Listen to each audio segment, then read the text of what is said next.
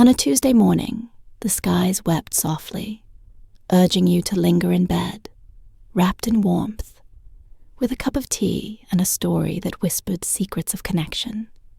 At 52, I found myself in a quaint house on Mapplewood Lane, surrounded by familiar faces, yet cloaked in solitude, where connections lingered just out of reach.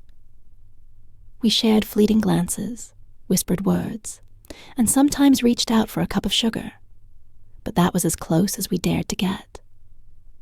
Life felt safe, familiar, yet beneath it all, a whisper of longing stirred in the shadows. That morning I sat at my kitchen table, gazing out at the rain-drenched garden, lost in thought. The hydrangeas bloomed, their blue petals weighed down by tears, while the oak tree whispered secrets in the soft breeze. The gentle warmth of my chamomile tea wrapped around me as I drifted in thought, until a soft knock at the door pulled me back to reality. I never thought I'd see anyone here. David was lost in the city's hustle, while my friends were ensnared in their own lives, leaving me feeling achingly alone. My thoughts stirred as I paused, the cup trembling in my hand, before I placed it down and stepped toward the door.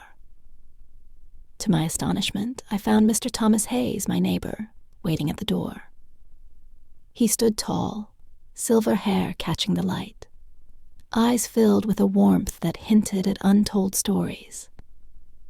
He lived just 2 doors down, and our words had brushed against each other over the years, but they never went deeper than that. He clutched a small wrapped package, his hands trembling slightly, a rare glimpse of vulnerability in his otherwise confident demeanor.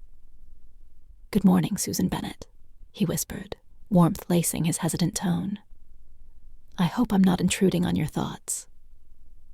"Not at all," I whispered, a smile playing on my lips. "How may I assist you, Mr. Thomas Hayes?" "Just call me Thomas Hayes," he said, a smile playing on his lips. "I couldn't help but notice how often you find solace in your garden these days. Your talent for nurturing life is truly remarkable." A soft laugh escaped my lips. It fills the silence, even if it's not meant to be. It brings me a sense of peace. He nodded, his heart racing, then hesitantly offered the package, a silent promise lingering between them. "Spotted something at the farmer's market this weekend, and you instantly came to mind. It's just a small gesture, a flicker of light in the shadows of our secret." My heart skipped a beat. It had been ages since someone had offered me something so precious. I grasped the package, its weight heavy with unspoken secrets. "Thank you, Thomas Hayes. It means more than you know." "How sweet of you." He shifted his weight, a hint of vulnerability in his gaze. "I'll let you return to your morning then. Wishing you a beautiful day, Susan Bennett." "You too," I whispered, my heart aching as he turned away, retreating down the path to the sidewalk. I shut the door behind me, my heart racing as I peeled away the layers of the package. Inside lay a stunning ceramic planter, adorned with fragile flowers and entwined vines, whispering secrets of longing. It was exactly what I would have chosen for myself. I traced the smooth surface, a whirlwind of emotions swirling within me. Gratitude, curiosity, and an unnameable feeling that felt both vivid and uncertain. Later that afternoon, I chose to plant a delicate fern in the planter, setting it gently on my porch, a secret gesture of my hidden longing. While I toiled away, my gaze kept drifting to Thomas Hayes' house down the street. I found myself drawn to him, knowing so little, just that he was a widower, a man marked by loss, living on Mapplewood Lane, just like me. The following day, I made a batch of oatmeal cookies using my grandmother's cherished recipe and headed to Thomas Hayes' house, my heart racing with anticipation. His surprise melted into a smile as he opened the door, a spark of something unspoken lingering in the air between them. "I wanted to thank you for the planter," I whispered, my heart racing as I offered the plate of cookies, our fingers brushing ever so slightly. It was a gift that stirred something deep within me. He smiled, a hint of mischief dancing in his eyes. "Your gesture was unexpected, yet it means so much to me. Would you dare to step inside for just a moment, to share a cup of coffee with me?" My heart raced as I paused. Then I gave a small nod. I would love that. His house radiated warmth, the flickering flames of the fireplace casting shadows on the walls lined with books, creating an atmosphere that felt both intimate and dangerously close. We lingered at his kitchen table, coffee in hand, sharing whispers about gardens, distant travels, and the stories that moved us. It took me by surprise how effortlessly our words flowed, how at ease I became just being near him. As I strolled home that evening, a wave of longing washed over me, reminding me of the thrill of such a connection. It was more than the gift or the cookies. It was how Thomas Hayes truly saw me, beyond just the woman living 2 doors down, that made my heart race with a thrill I knew was dangerous. That night, as I lay in bed, I couldn't shake the warmth of my neighbor's unexpected kindness. It stirred something deep within me, a feeling I never anticipated. It was a fleeting moment, yet it unlocked a world I never knew I craved, a world filled with unspoken desires. In the days after Thomas Hayes' unexpected gift, everything felt altered, as if a hidden vibrancy had emerged, awakening feelings I dared not explore. The rain faded, revealing a sunlit Mapplewood Lane, bathed in a warm, golden light that felt almost too perfect. My garden thrived in the shift, flowers bursting with color, leaves glistening with life. Or perhaps it was only me, perceiving everything with a fresh, secretive spark. Thomas Hayes occupied my thoughts more than I dared to admit. Our coffee chat flowed effortlessly, a spark of something unspoken lingering between us. It was more than the words we exchanged. He listened with a depth that made every word I spoke feel like a secret shared in the shadows. I never knew how deeply I craved that kind of bond until it appeared before me, so close yet so out of reach. A few days later, as I tended to the roses in the garden, I heard footsteps approaching on the sidewalk. As I glanced up, my heart raced at the sight of Thomas Hayes approaching, hands tucked away, a smile that felt both warm and dangerous. "Good morning, Susan Bennett," he whispered, lingering at the boundary of my yard. "Those roses are breathtaking. Your talent is truly remarkable." I brushed my hands against my apron, a smile breaking through the tension. "Thank you, Thomas Hayes. I shouldn't feel this way, but I can't help it. They're my secret treasure. Do you want to step inside and see more?" He nodded and I guided him through the gate, my finger tracing the deep reds, soft pinks, and creamy whites, each hue a silent whisper of what could be. He leaned closer, captivated, his questions laced with a longing that felt almost wrong.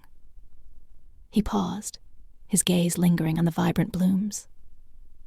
"I've always dreamed of a garden like this," he confessed, "but I've never had the patience to nurture it." Her unwavering commitment captivated me.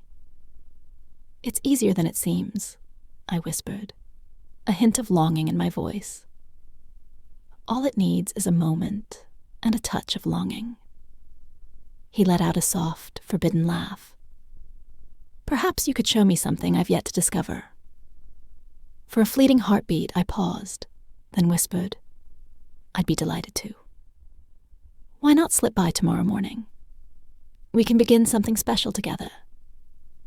His gaze sparkled with a secret longing. "I would love that." "Thank you, Susan Bennett. It means more than you know." The next morning, Thomas Hayes appeared just as the sun broke, clad in worn jeans and a flannel shirt that whispered of comfort and familiarity. I slipped him the gardening gloves, our fingers brushing, and guided him in preparing the soil, the air thick with unspoken tension. We toiled together, sharing whispers and fleeting looks as we nurtured the earth beneath our hands. It was unexpectedly thrilling, and I realized I cherished his presence far more than I dared to admit. As the days slipped into weeks, our secret gardening moments blossomed into something more.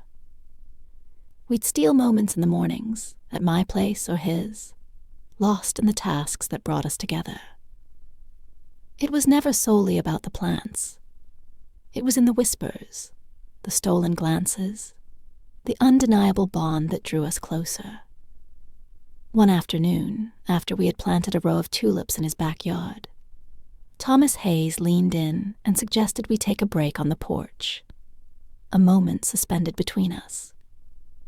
He poured iced tea into our glasses, and we lingered in the shade, our fingers brushing as we watched the birds dance through the yard.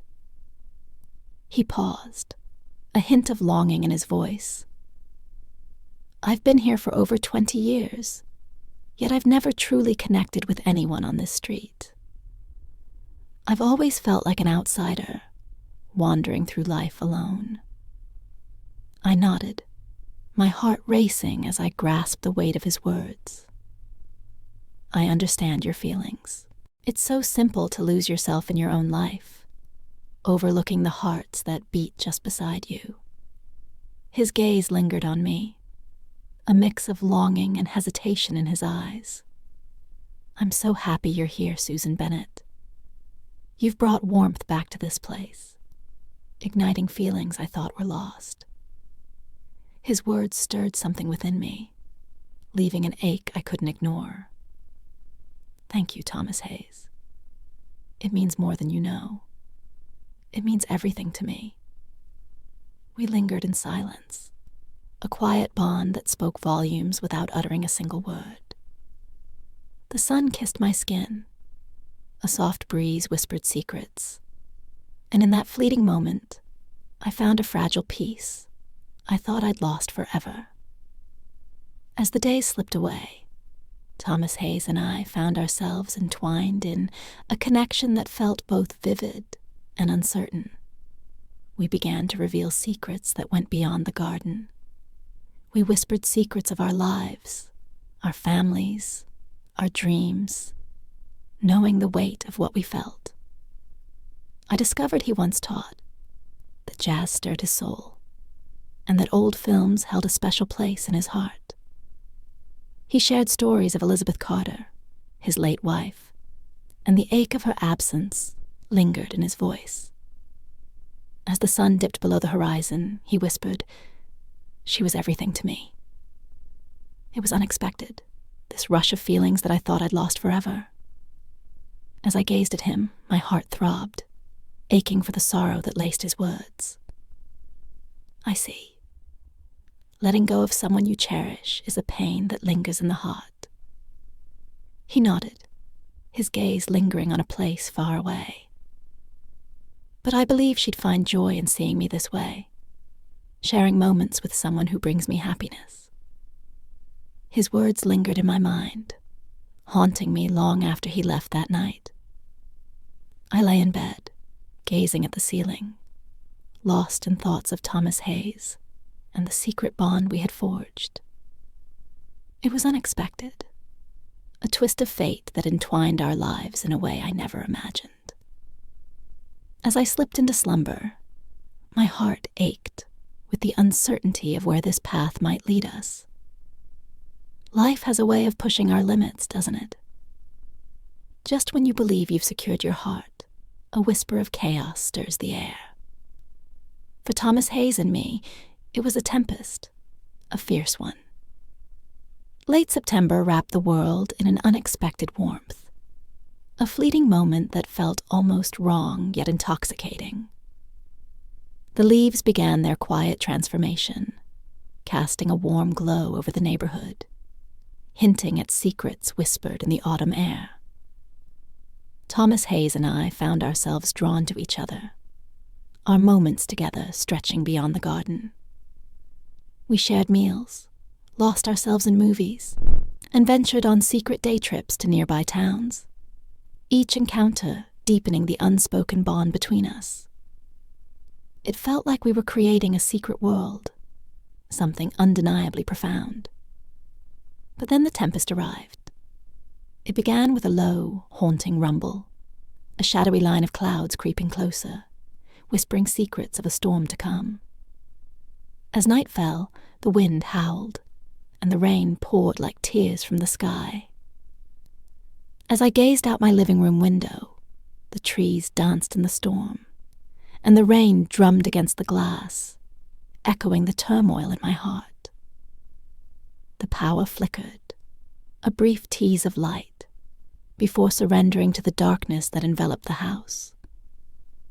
I stumbled for a flashlight, igniting a few candles, desperate to create a flicker of warmth in the darkness.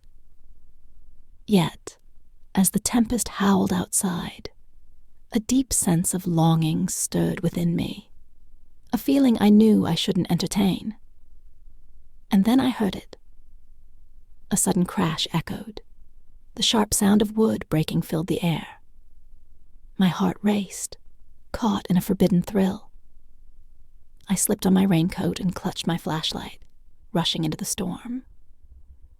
The wind tangled my hair, and the rain drenched me in an instant.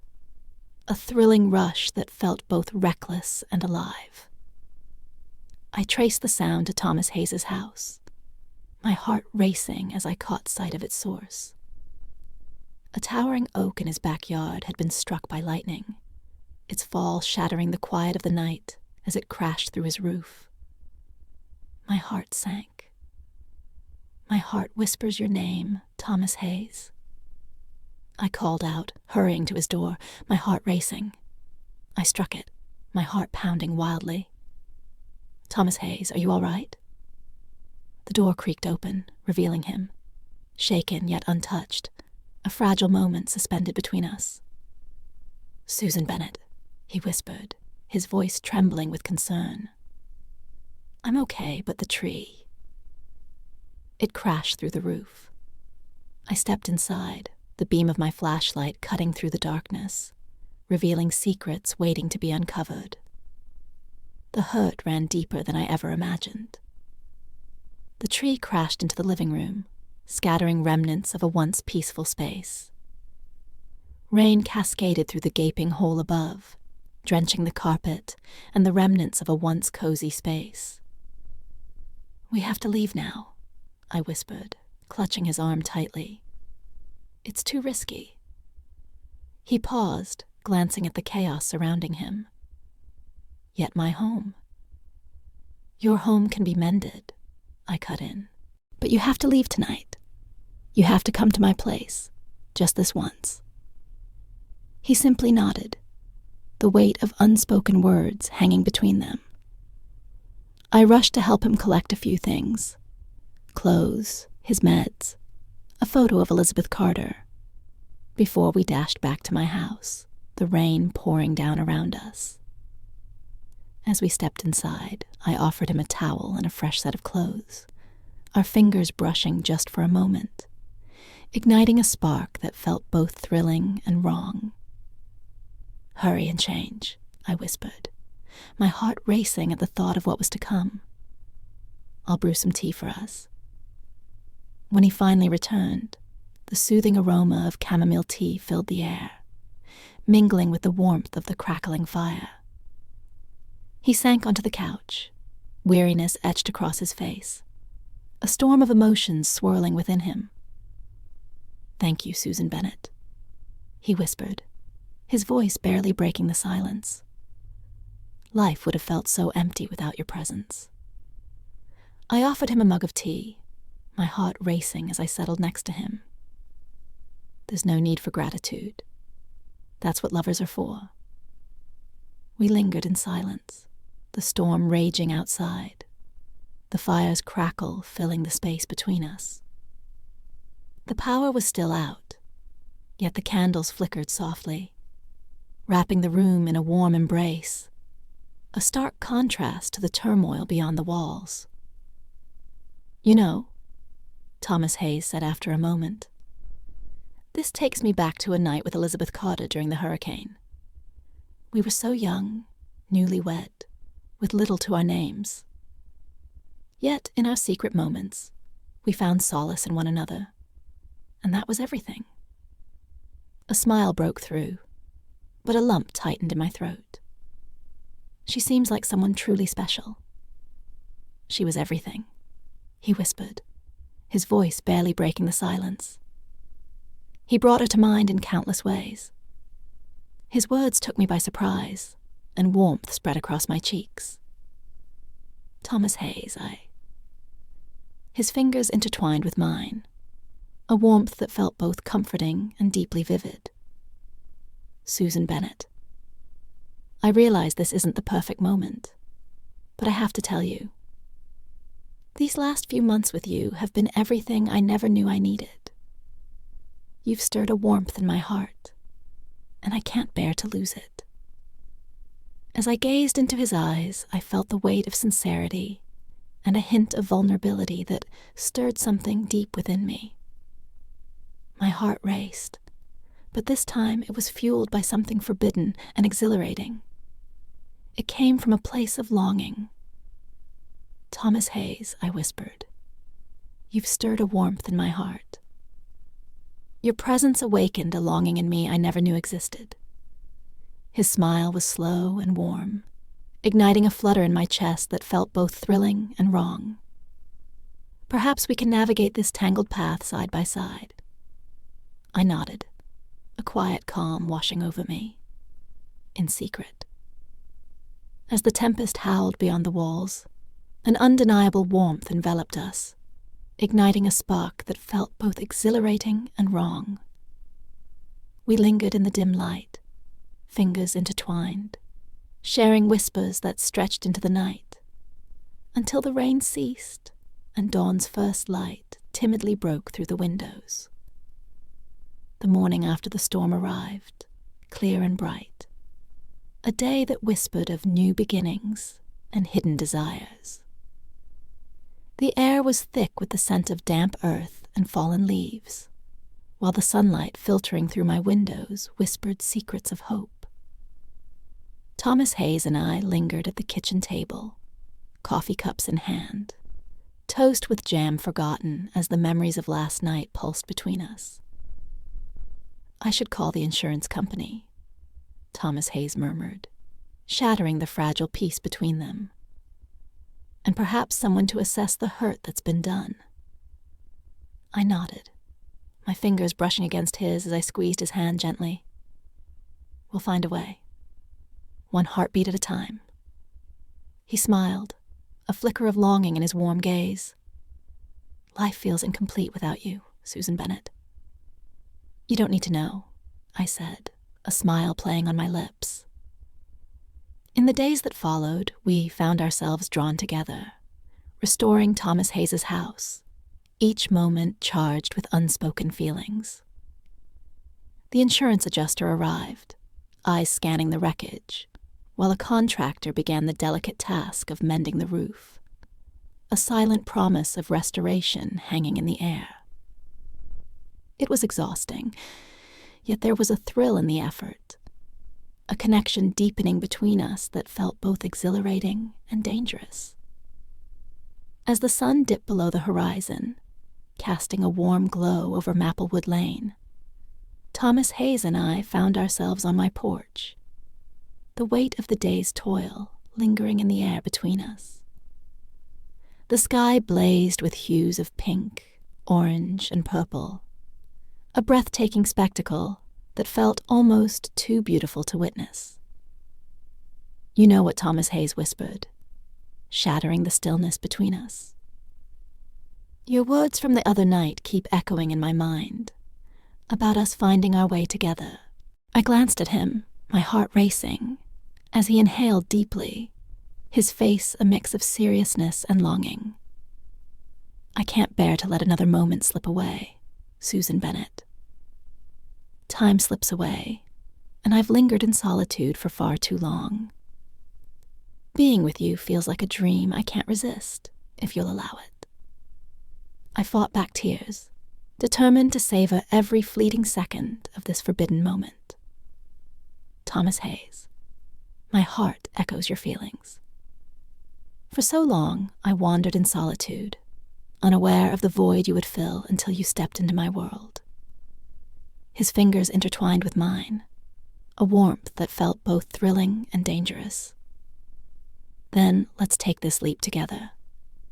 Let's create a world of our own, no matter how it unfolds. I nodded, a rush of peace and happiness washing over me, a feeling I thought I'd lost forever. In secret, we find solace. The days that came after were a storm of feelings and choices. Thomas Hayes's house was fixed, yet he lingered at mine, and soon it felt as if we were entwined in a life meant for two. We whispered of dreams, of intertwining paths, of adventures yet to come, of a love that defied time. It was a thrilling rush, a blend of fear and joy that consumed me. On a chilly October morning, we stole away for a walk, wrapped in the vibrant hues of autumn, our breaths mingling in the cool air, a moment just for us.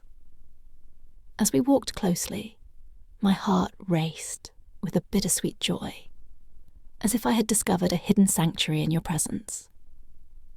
You know, Thomas Hayes whispered, his gaze lingering on the vibrant maple tree, its leaves ablaze with fiery red. I believe Elizabeth Carter would have felt a connection with you. My gaze met his, a rush of unexpected feelings flooding through me. Is it true? He nodded, his gaze filled with a bittersweet longing. She often whispered that I deserved someone to challenge me, someone with warmth and an unyielding soul. It's always been you, Susan Bennett. I let the tears fall, embracing the ache that came with them. Thank you, Thomas Hayes. It means more than you know. It means everything to me, more than you can imagine. He paused, turning to me, his hands enveloping mine with a warmth that sent shivers down my spine. Susan Bennett, though time has passed, my heart still yearns for you. I believe our best moments are yet to come, and I long to share them all with you. I smiled, tears streaming down my face, overwhelmed by a joy that felt both beautiful and painful. I crave that as well, Thomas Hayes, more than anything else in this world. He leaned in, his gaze holding mine, a soft moment that whispered of secrets untold. In that fleeting moment, wrapped in the season's beauty and the heat of his affection, I realized this was only the start of something forbidden, yet breathtaking. As we walked, the sun warmed our skin and the leaves whispered secrets beneath our feet. A rush of gratitude for Thomas Hayes surged within me, for the life we were crafting together, and for the serendipity that led us here, in this fleeting moment that felt both precious and perilous. Life tossed us challenges, yet we emerged from the shadows, our bond deepened by the trials we faced together. As I gazed into the uncertain future, a thrill coursed through me, knowing that no matter what trials awaited, we would confront them side by side, our hearts entwined in a secret bond. Sometimes the most breathtaking moments arrive when you're not looking for them at all.